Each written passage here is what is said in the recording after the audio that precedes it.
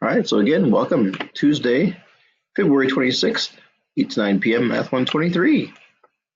Welcome. Again, just let me reiterate that the assignments from section 7 and the discussion board number 3 are due tomorrow.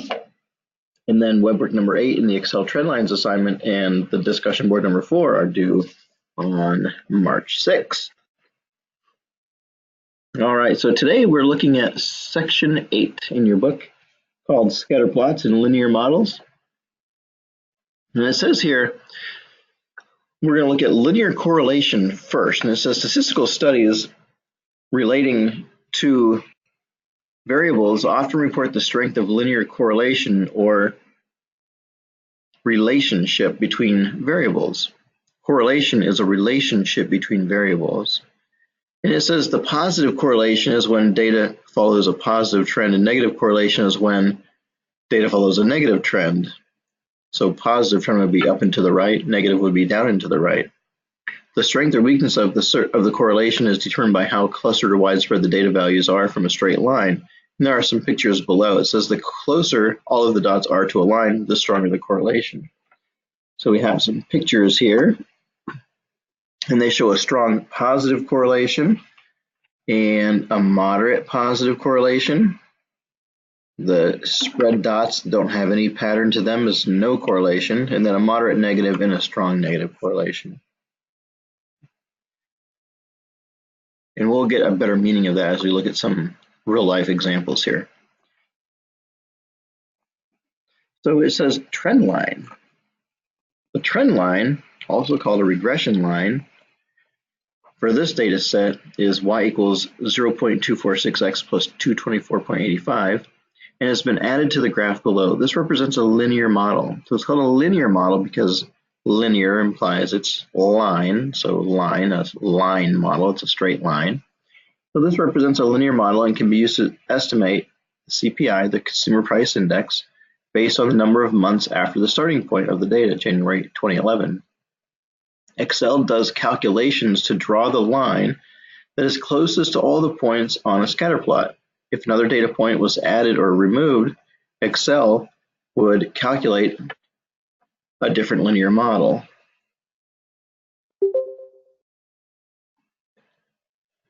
And so we have this picture here of the CPI on page 91. So I want you just to take a look at that for a second.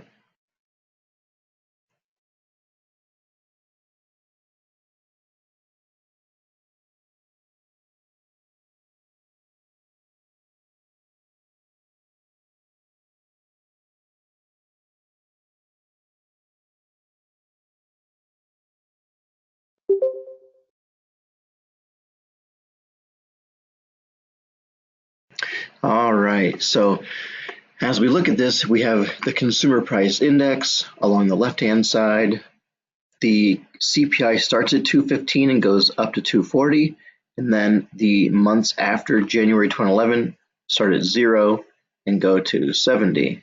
As a matter of fact, it really goes to 63 months. And so it asks us here, or it tells us, I guess, about the independent and the dependent variables. And the independent variable are all the values found along the x-axis or the horizontal axis. So this is this would be the x-axis right here. Whoops, my mouse didn't want to cooperate there. The x-axis is the horizontal one. And it says here, what is the independent variable of this graph and why might it be called independent? Well, the independent variable here is the months after January of 2011, so it tells us what it is. And it wants to know why might it be called independent. And the way I've always explained this is it's the independent variable because it is not controlled by us. We don't control the number of months. The months just chug along and happen. All right. So let me just look at my attendance here real quick.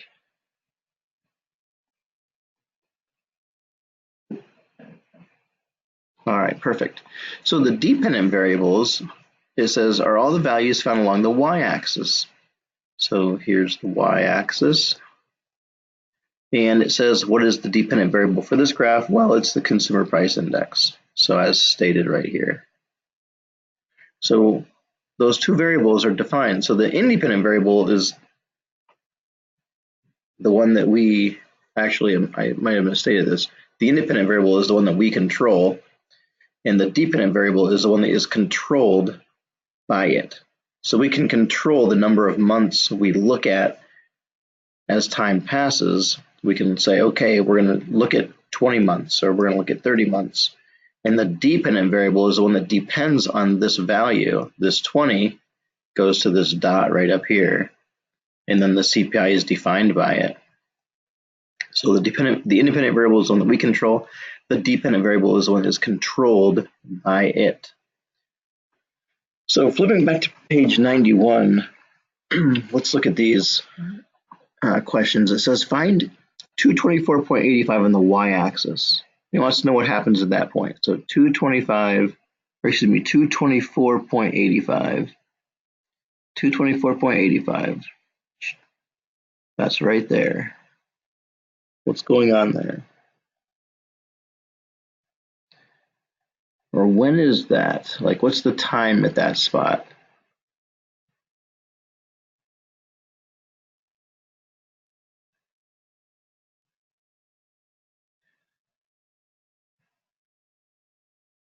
Yeah, so this black line right here, the trend line, look where it starts. That's where its starting point is, at 224.85. And what month is that?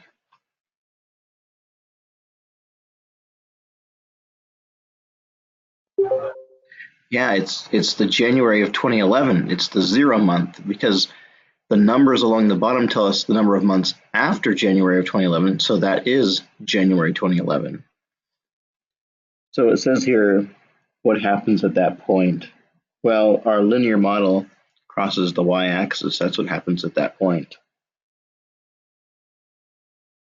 That's where the trend line begins. We can just say that. That's where the trend line begins there. Whoops, line begins.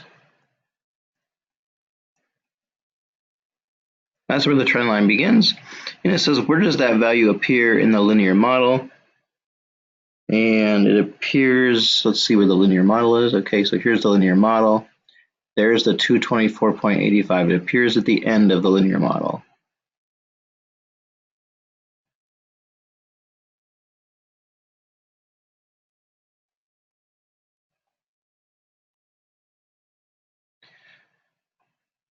All right, so let's look at number 2. It says the linear model begins with 0.246x.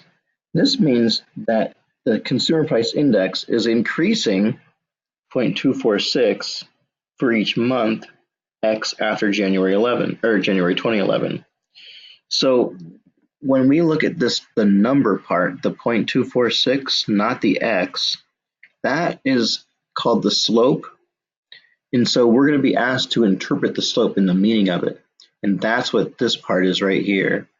When you're asked to interpret the slope, don't say it goes up or down. Say, here's what it means. That the CPI, the dependent variable, is changing by increasing 0.246 for each month x after January 11. So it's always, the meaning of the slope is stated as the dependent variable is changing in this manner for each change in the independent variable. And it says, what CPI value does the model predict for January of 2011? Well, if we want to know what it predicts for January 2011, we put the number of months in for the x. So the x represents the number of months. And in the model, let me look at the model again, 0.246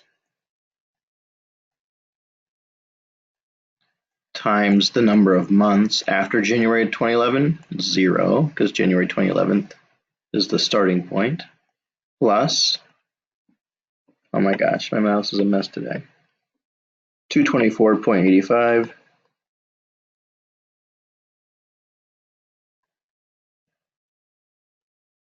and of course 0 times anything is 0, so it's just 224.85. That's what the y value is.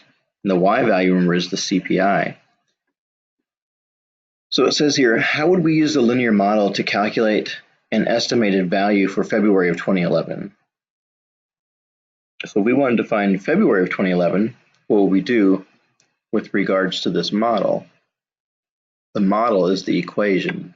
So this is the model, this whole thing. What will we do to find the value for February of 2011?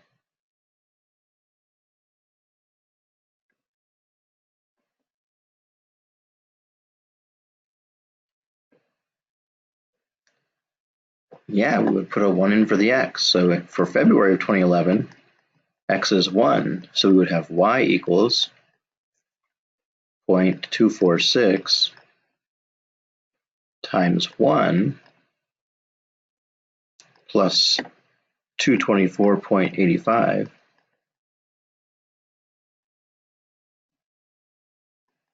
And then let's see what that comes out to be. So we're going to put this in dollars and cents. So 225 and 10 cents, it looks like.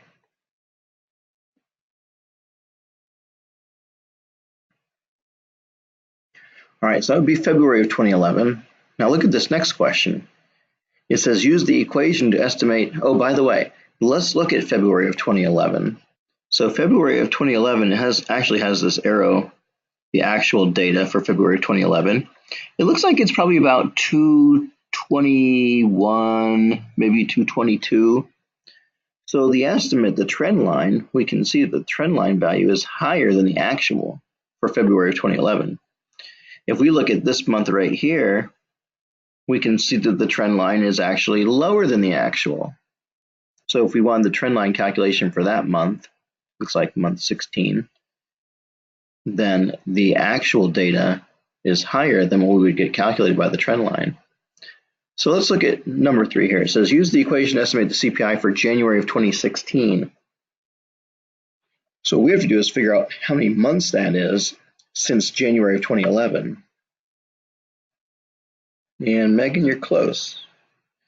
Yeah, so it's actually 60 months because we're going to the January of 2016 month. So that becomes the 60th month. So here, and the way we did that is we just did it's 5 years times 12 months. So x equals 60. And then we're going to write y equals, and we're going to do the 0.246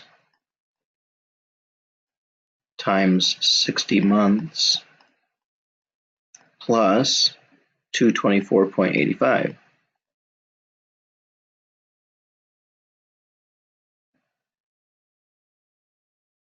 And the y value, or the CPI,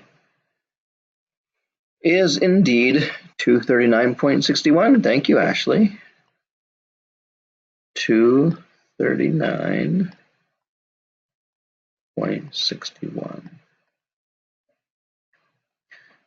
So I want you to see from the picture that the trend line just represents a smooth straight line going through the data. It's called the best fit line. And the actual data points are all kind of curvy. They go up and down. There's a big raise at 42 and then back down at 50 or 48 and then back up and down. It's kind of a wiggly line. Wiggly, that's my scientific term for that type of line right there, by the way. Feel free to use it in the future. All right. So the trend line is just the straight line that goes through the data. It's the best fit line, and it tries to get as close to all the points as possible, and the computer generates it for us through an algorithm. And so if we look over to page 92, it talks about the scope of the model, and this will be something you hear about several times as we go through this unit. The scope of the model refers to the range of values of the independent variable. It is not recommended that the model be used for estimating values very far outside the scope of the model, since the trend may change outside the range of values for which there is data. So if we look at this picture again, if we wanted to find the scope of the model, the scope would go from January of 2011 right here, January of 2011, to, let's see, 60 months was January of 2016. So that's the one with the arrow up there. So January, February, March, April. So it looks like 63 months after January of 2011. So the scope of the model would only go that 5 years and 3 months. So if we said, well, can we make a prediction for 6 years after January 2011? No, because 6 years is 72 months, and we don't know what's going to happen in this area right here. Maybe it takes a big drop, or maybe it goes higher. We don't know what's happening, and so we can't make that prediction because it's outside the scope of the model. So the scope of the model is just between that 0 and 63 months. I think that's the next question. What is the scope of the model? 0 to 63 months.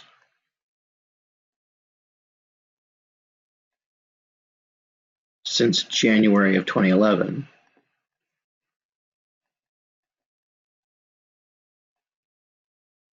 So the scope of the model is just how far does that data go and what is it representing along the X or along the horizontal. And then it says, would it make sense to estimate the CPI in the year 2030 from this set of data? Well, 2030, where is that? That's 19 years, right, since 2011. So that's a whole lot of months, way more than 63. And so we would say no, comma, 2030 is outside the scope of the model.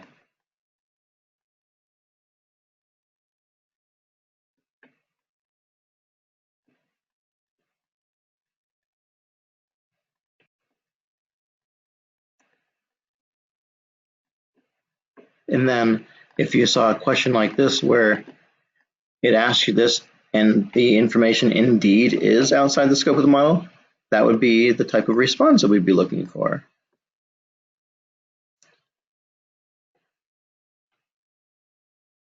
All right, any questions so far on that introductory information? We haven't really done any, and we did a little bit of calculating, but any questions at this point?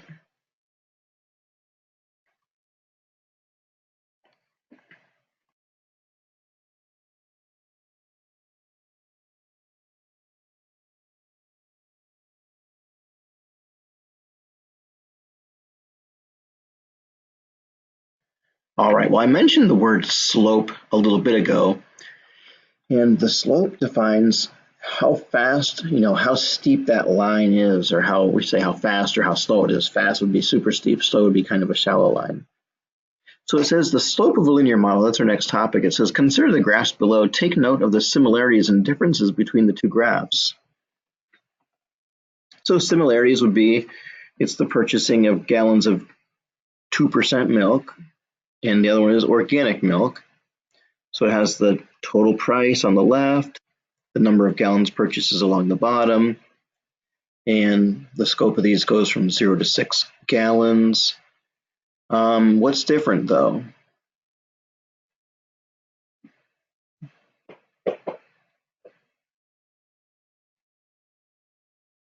You notice that the prices are a lot different? Yeah, well, one is 2% and one is organic, that's right. And the prices are different, aren't they? Because if we look at 1 gallon of the 2% milk, it says $3.30. And the organic milk is like $6.49.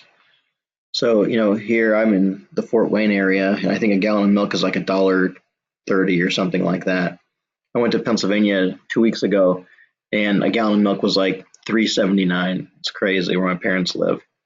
But yeah, so $3.30 for a 2% gallon and $6.49, almost twice as much for the organic milk. So that's the difference, is the amount of increase, the cost of 1 gallon is different. So it says, notice $6.49 is greater than $3.30, and as a result, the organic milk line is steeper than the 2% line. The steepness of a line is commonly referred to as the slope of the line. Slope is simply the unit rate of change. In this case, it's the cost per 1 gallon of milk. So it's the unit rate of change, so it's the y change over the x change.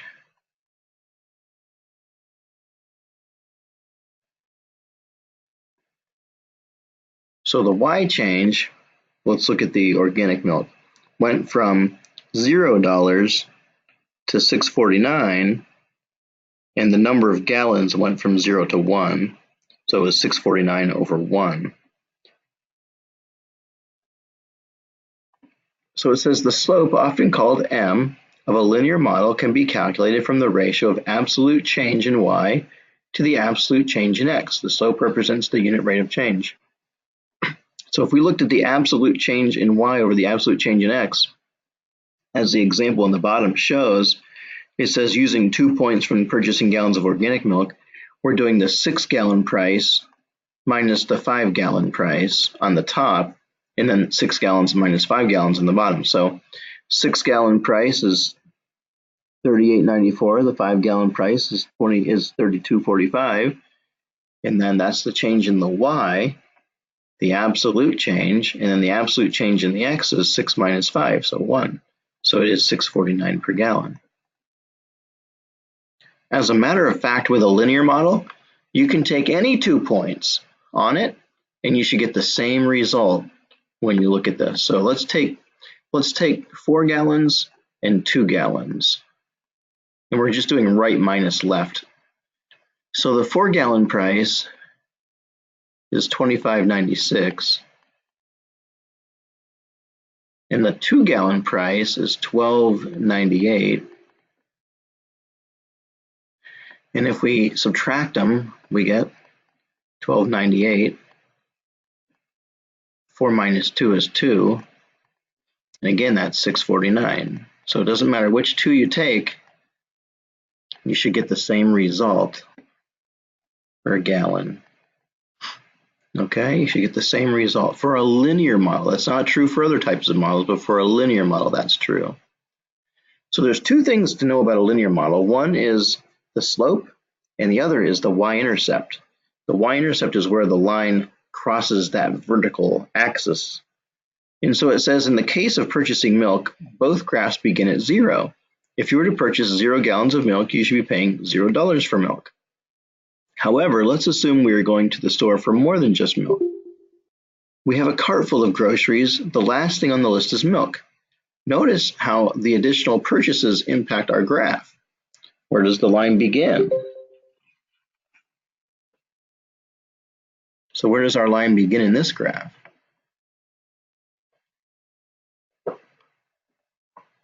Well, in this graph, it begins at the $54, doesn't it? Because we're looking at the y value, this one along here. So they have $54 of groceries in the cart already. They're going to buy 1 gallon of milk, and the price in the grocery cart goes up by $3.30. So it says, what does this mean in the context of our purchase? Well, and I just stated that. The other groceries total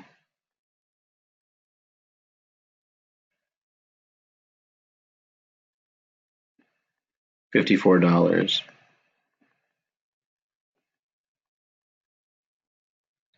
So where our line crosses the y-axis, so the y-axis is this line here. Whoops, I missed it, didn't I? It's this line here. That's called the y-axis. The horizontal one is called the x-axis. So when our trend line, or our line for our data, wherever it crosses the y-axis, that's called the y-intercept. And it says the y-intercept, often called B, is the point at which the graph crosses the y-axis. B is also the y value that corresponds to an x value of 0. B represents the starting value of the model. So it says, what is the y-intercept, or B, of our model? And that's that 54, right? And it says, what was the y-intercept when we were only purchasing milk on the previous page? What was the y-intercept in the graph up here? Well, our line crosses the y-axis at 0 there, doesn't it?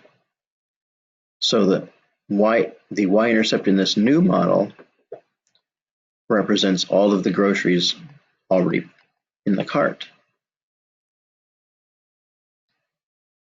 So what we're going to do is we're going to take all this information, we're going to put it together. We're going to take the starting amount, we're going to take the slope or the rate of change, and we're going to take it all to make our own linear model for a set of data. And so it says here, linear models are equations that can be used to predict outcomes of the independent or dependent variable. Models created by Excel are most often in slope-intercept form. So that's what this form is called, slope-intercept form. And the reason is because the y and the x remain y and x, they remain variables, but the m and the b are actually numbers in the model. Just like we saw, where was it? Way up here. Just like we saw back here, there's a y in the model, and there's an x in the model. The m and the b are numbers.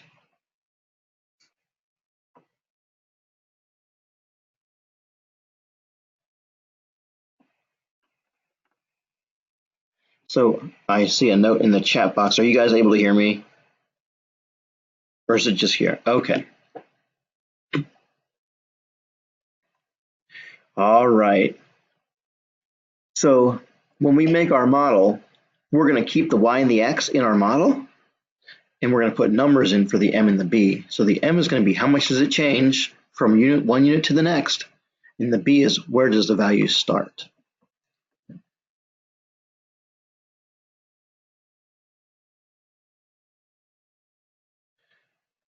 All right, so let's see.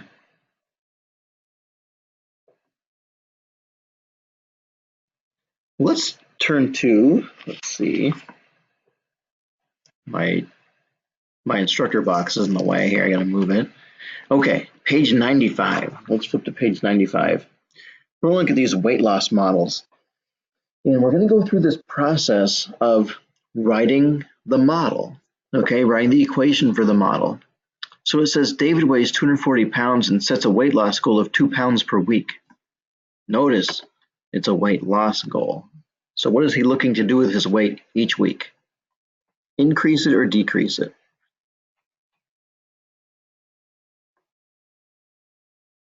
Yeah, he's looking to decrease it. So just in sketching a graph, his weight starts up here at 240, right? And he wants his weight to go down 2 pounds every week. So this is what our model would look like. The slope is negative. It's decreasing. He wants it to go down. So let's look at these questions. They're going to guide us into writing our model. What will the dependent variable y represent in our model? Dependent variable is the one along the side here. And that's going to be, just in words, it's going to be the weight in pounds, right? The weight. And it says what units will y be measured in? They'll be measured in pounds. Okay, so it's the weight measured in pounds. The independent variable, that's the one along here, that's the x, right? It asks us what is that in our model? And it's the time, it's the number of weeks. So it's his time, and it's measured in weeks, the time that David is on the diet. So generally speaking, the independent variable, the one across the bottom, the x, would be the time. So if time is one of your two variables, then that's going to be your independent variable, your x. So what is the y-intercept, the starting point? That's this point up here. That's the 240, right? The beginning weight. And it says, what is the slope, m, the rate at which y changes when x increases by 1 week? And is it increasing or decreasing? So the change is 2 and it's decreasing.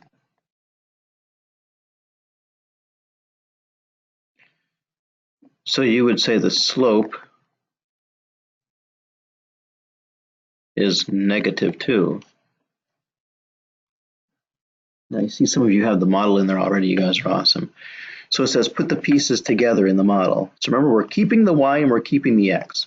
So y equals, and we're going to put the slope, -2, and then x plus the y-intercept, 240. So notice how the y and the x are still in the model.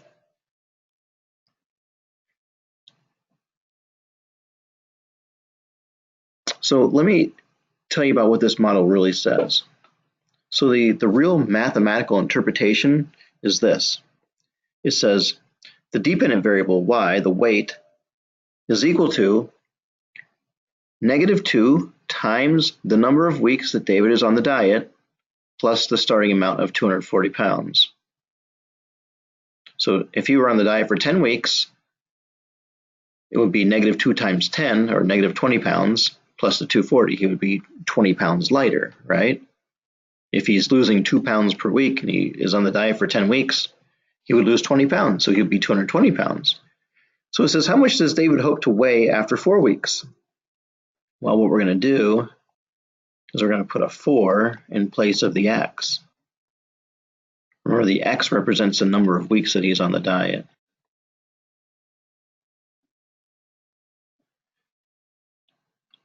So, oh, I put the wrong number in here. I put my 4 in, I got too excited. Let's see, that is going to be a 2 right there. -2 times 4, all right. So a -8, so that is 232, just like you guys said in the chat. So he would hope to weigh 232 pounds after 4 weeks. And after 10 weeks, again, we're going to put a -2 there, 10 weeks, and he's going to be 220 pounds. Whoops, 240, I'm getting ahead of myself. 220 pounds.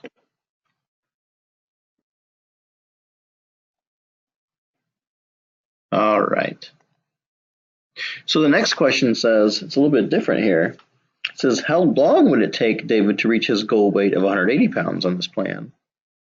So now it's not asking us to put the value in for x and find the y. It's saying, if his goal is 180, how many weeks will that take?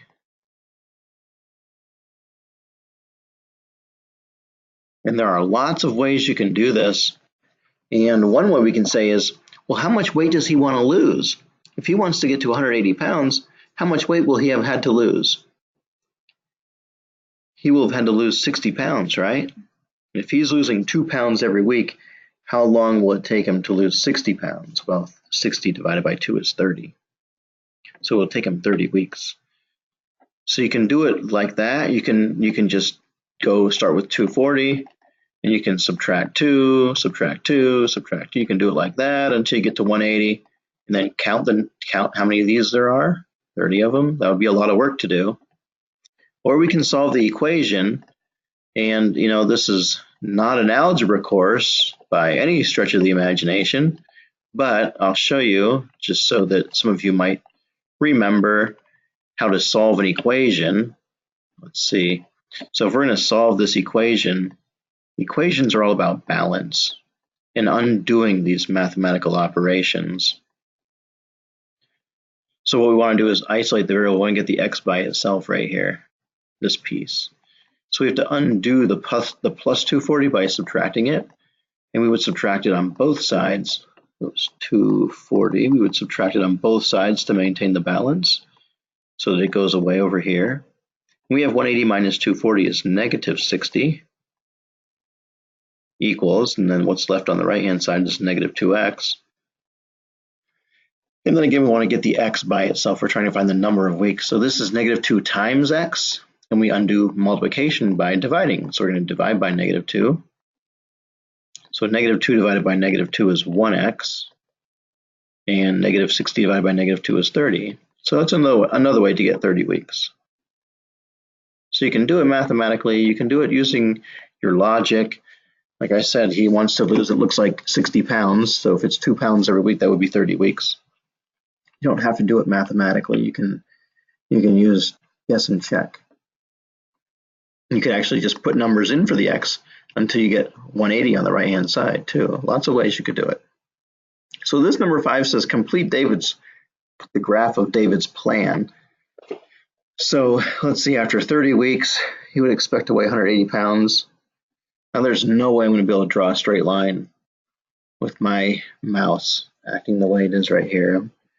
My desk has like little grooves in it, and so it's hard to write with my mouse. There, that's the best I got.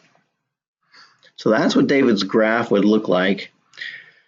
And it would really be dots along that line. But it leads us to the next question here.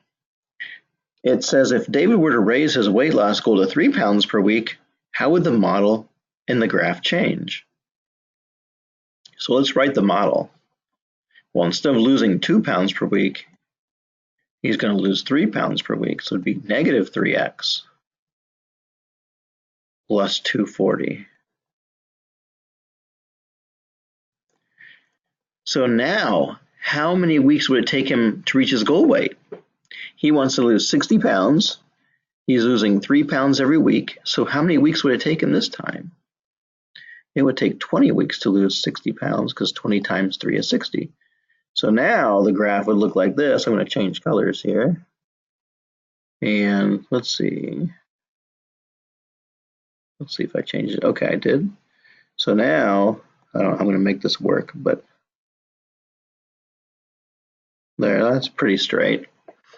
So notice how his weight loss is faster. The line is steeper, but it's still negative. It's going down to the right because we read from left to right. So it's going down, so it's negative. And it says, is it reasonable to assume David could stick to this weight loss indefinitely? What do you think about that one? Could he stick to his weight loss indefinitely? No, why not? He would disappear, right? Yes, exactly, Megan. He would disappear. There would be nothing left. He would run out of weight to lose. Exactly. All right. Well, I had a goal of losing enough weight to get myself under 180 by this coming Saturday, and it's not working out. I think I was down to 191 2 days ago, and then now I'm back up to like 195 because I just couldn't control my eating again. So, yeah. Oh my gosh. All right. So let me go back to my other color here. So let's look at another example.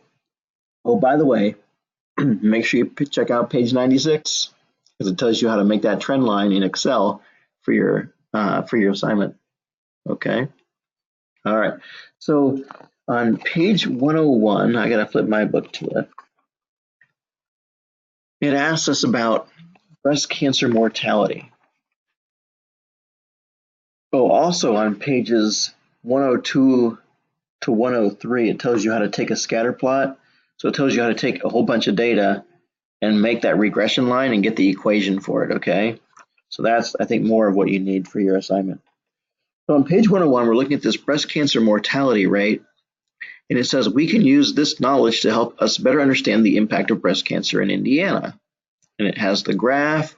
Notice all the data points, and looks like we did this in Excel, made the trend line, and then put the regression equation, y equals negative 0.1351x plus 276.25. And it says, what is the scope of the model in years? Well, first of all, let's think about this. The independent variable is the number of years, actually the number of years since year 0, because it actually has the actual years. And the dependent variable is the mortality rate per 100. So it's the number out of 100. So if it were 7, it would be 7 out of 100, or 7%. So it says, what is the scope of the model in years? So what year does it start and what year does it end? That's what that question really is.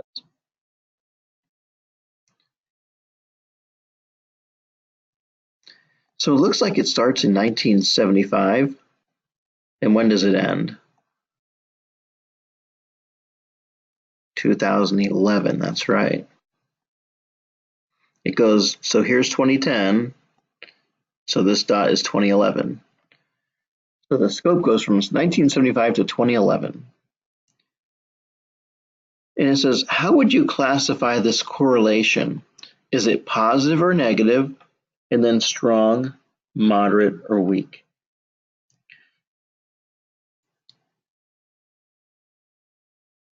Okay, Kelly, yep. Kendra, it's certainly negative.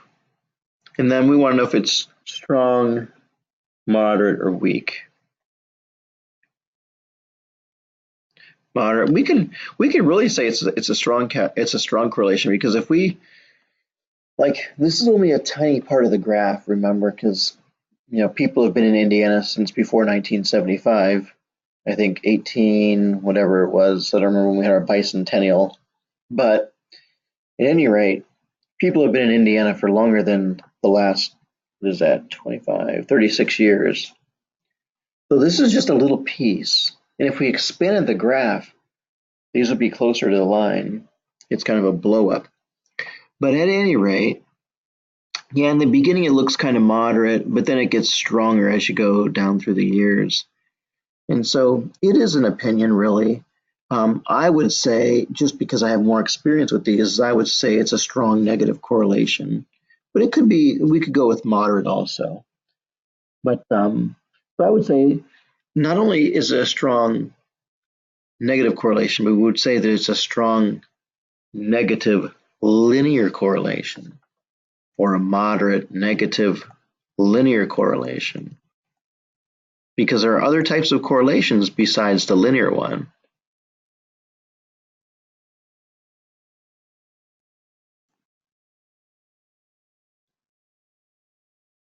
All right.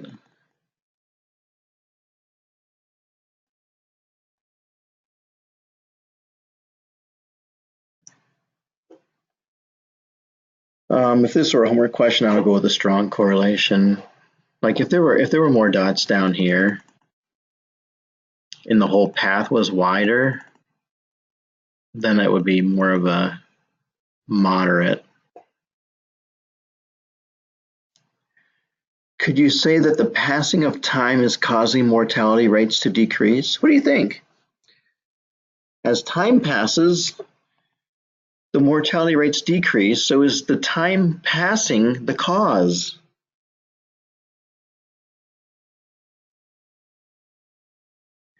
Some of you are saying yes and some are saying no. What is the cause of the mortality rate decreasing? Sure, it could be medicine, better care, yeah, all those things. It's not the time that's causing this to decrease, though. That's the important thing. And so there's a statement we have that says correlation does not imply causation. And I think that's in your book somewhere. But it says correlation does not imply causation. Just because there a correlation exists, it doesn't mean that one is causing the other. So there might be, changing the calendar page alone does not save people from breast cancer, essentially. It's all these other factors. It's not time that's causing it. So just because there's a linear correlation, that doesn't mean that one thing is causing the other, okay? They're just a correlation. Now, number 4 says, use the linear model to estimate the mortality rate for 2001. And how does it compare to the actual mortality rate for 2001? So we're going to use the model. That means use the equation, the model, use the equation to get the mortality rate for 2001. So what we've got to look at here is, remember, what does X represent? X represents the actual year in this case. And the reason is because this number down here is not 0. So if that number were 0, it would be the number of years past it. Because this is not the actual y-intercept. The actual y-intercept would be way over here at year 0. Okay? So in this case, when we have the actual years that are given to us, we use the actual year in the equation. And you can think about this like this. If you put in 0, what would you get for your answer? If you put in 0, this would go away and you would get 276, wouldn't you? And that is not what this point is right here. That would be the point over here, 276 at time 0. Okay? So that's how we know whether we're going to put the actual year or the number of years since. Look at the model, put a 0 in and check it. Does this number match this one? And if the answer is no, then we're going to use the actual year. Okay, so let's do that. Let's put in 2001. So y equals I have to erase now because I can't see it anymore. Negative 0.1351, negative 0.1351 times 2001 plus 276.25. And let's see if that makes sense. It should be between 0 and 11, right? Because that's where our y-axis goes, between 0 and 11.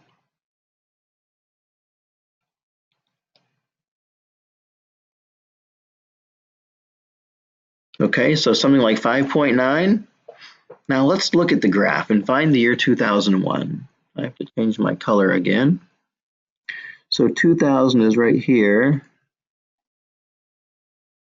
And so 2001 is going to be this dot right there. And we can look at the graph and tell that the model gives us a value that's lower than the actual value because the actual value is the dot. So this value is lower than the actual value.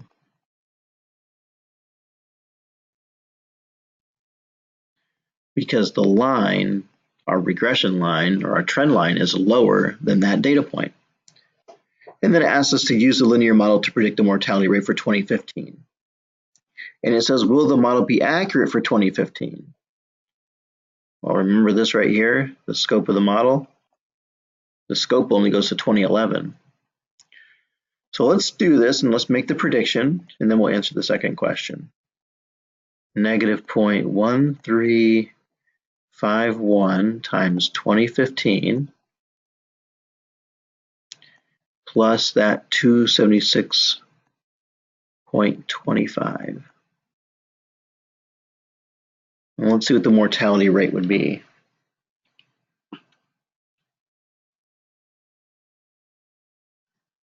4.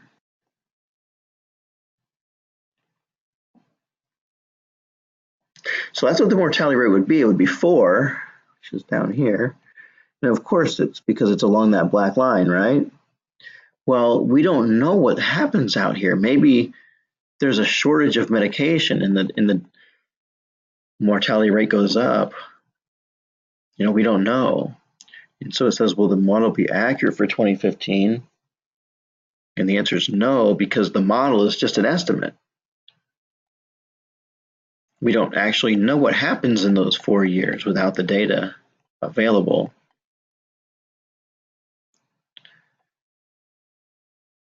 It's outside the scope of the model. All right, here's our last question. I was going to save this as a group activity, but I don't think we have enough time to make it a group activity. But I will do this. Let me give you about 3 minutes to see if you can work through as much of that as you can. It's really putting the model together and then using the model. So I'm going to give you 3 minutes, and then I'm going to come back and we'll look at these answers. So get as far as you can.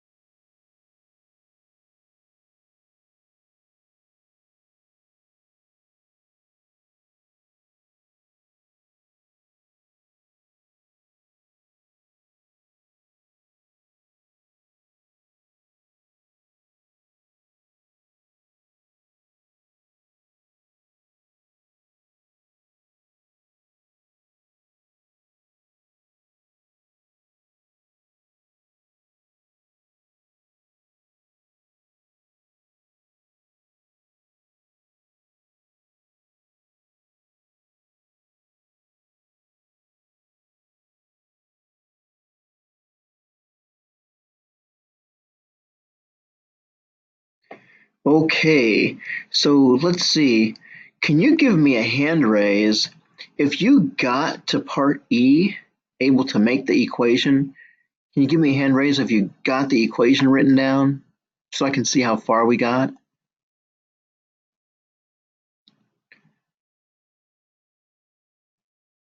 few of you did, okay.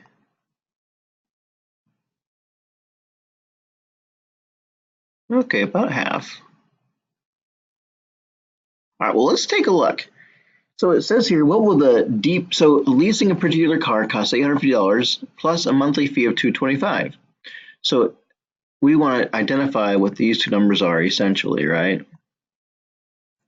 So it says, what will the dependent variable be, the y? So that's going to be like the cost of the lease, and it's measured in dollars. And then what will the independent variable be? Well, we're looking at months, right? So time of the lease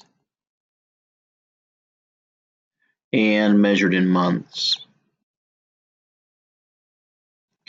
So it says, what is the starting value of the lease? In other words, what is the y-intercept or the b? So the starting amount for a lease would be the amount you have to pay up front. And that is the $850. That is the starting amount. You have to pay that up front. And then the slope is, how much does it change every month? Well, you pay a monthly fee of $225.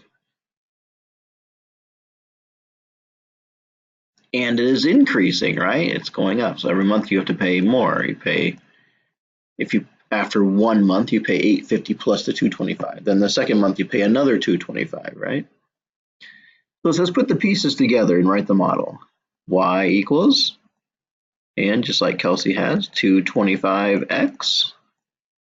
Remember that the y and the x stay in the model, plus the starting amount, $850. And then how much would it cost for 6 months? Well, y equals $225 times 6 months, plus the $850 they had to put up front. And that is $2,200.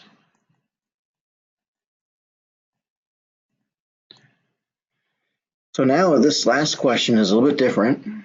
And now it asks us for the number of months if their budget was $3,800. And I see Kelsey did the calculation, but we want to be able to write our answer like Kendra did. So let's see, 225x plus 850.